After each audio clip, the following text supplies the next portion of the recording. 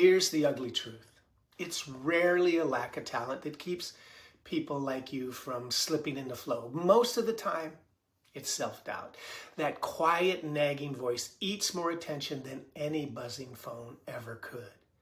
Flow isn't a mystical gift reserved for artists in a fever or athletes in the spotlight.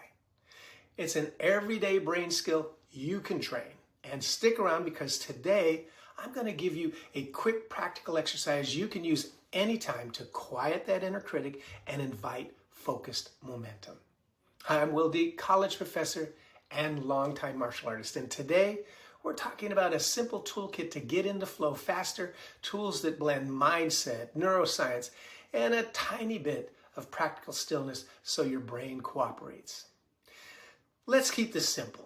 Flow is just deep focus. Your attention locks on to the present task, what you're doing right now, and everything else fades away. No mysticism, just your brain allocating resources efficiently. The problem is self-doubt. When you're busy monitoring whether you look good, whether the work is good enough, or whether you'll fail, all of that energy gets pulled inward and the task suffers. Instead of immersion, you get a running commentary and slowdowns. The trick is to shift from self-judging to curious experimenting. That shift is what makes flow possible. Professor Wil Dieck's growth mindset research nails the point. If you treat abilities as fixed, mistakes feel fatal. If you treat them as information, mistakes are useful. Reframing errors as feedback nudges your nervous system from threat mode to curiosity mode. That's what the psychological safety flow needs. Permission to try, to learn, and to keep going. Now, a little brain science without any jargon. Flow rides on a few loops. One is the dopamine focus cycle. That means tiny wins spark dopamine, and that spike sharpens attention and encourages you to continue. Self-doubt blocks that loop because you don't register the small wins. You're too busy worrying. Another piece is what neuroscientists sometimes call transient hypofrontality. The brain's self-monitoring dial turns down, so judgmental commentary fades and immersion rises. Your inner critic prevents that dial from turning down. So we want techniques that reduce self-monitoring and increase the chance of those helpful dopamine small wins. Here's an immediate practical exercise you can do in 2 minutes to interrupt the self-doubt loop and invite flow. You don't need any props, no special settings. Just do it while sitting at your desk or before a meeting or even before you wash a dish. First, notice the chatter. Bring gentle awareness to the phrase looping in your head. Like, I hope I don't mess this up, or I'm behind, or whatever your inner critic is looping in your head. Don't argue with it. Observe it.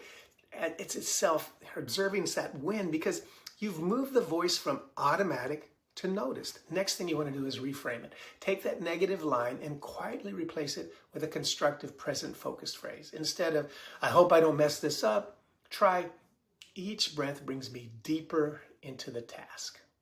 The words don't need to be fancy, just supportive and present. This subtle shift tells your brain you're in the learning mode, you're not in a threat mode.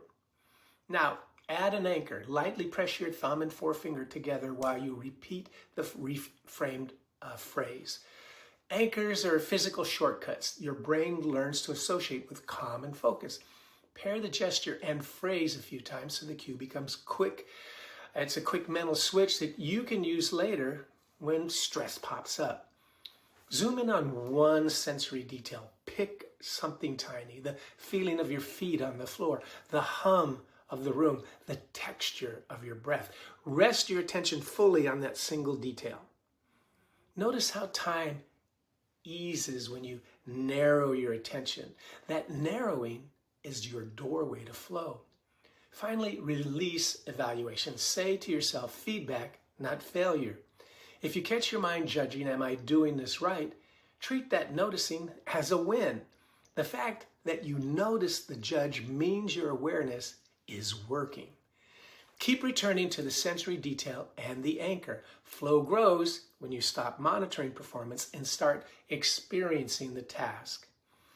If you run these steps now, notice, reframe, anchor, sensory focus, and release evaluation, you'll probably feel a small shift, a slight quieting, a steadier breath, a tighter focus on one thing. That small change is the start of flow. It doesn't come like fireworks. It comes like a steadying that lets momentum build. Use this short routine anywhere, anytime, before a call. Take 30 to 60 seconds to press the anchor and reframe. Feeling stuck on a blank page? Anchor. Notice one sensory detail, the sound of typing or the shape of that first letter, and let the sentences flow. Doing dishes? Tune into the warmth of the water and the clink of the plates. The technique scales from 2 minutes to longer practice, however long you want. But the thing is, make it a daily habit. 1 minute a day of practice wires that pattern into your brain. The more you pair the anchor and the reframe with the calm focus, the more automatic flow on demand becomes. Athletes and musicians don't wait for inspiration. They build conditions for flow. And you can too. This was your first practical taste. If 2 minutes gave you a hint of immersion, imagine what further practice will do. Further sessions will add layers, visualization, environmental tweaks, stronger anchors, and ways to increase the dopamine-focused micro wins so momentum will last longer. And if you want more strategies to build on this and some more flow hacks that use neuroscience and mindset tools together, subscribe now. This exercise was just step one, and future sessions will expand your toolkit.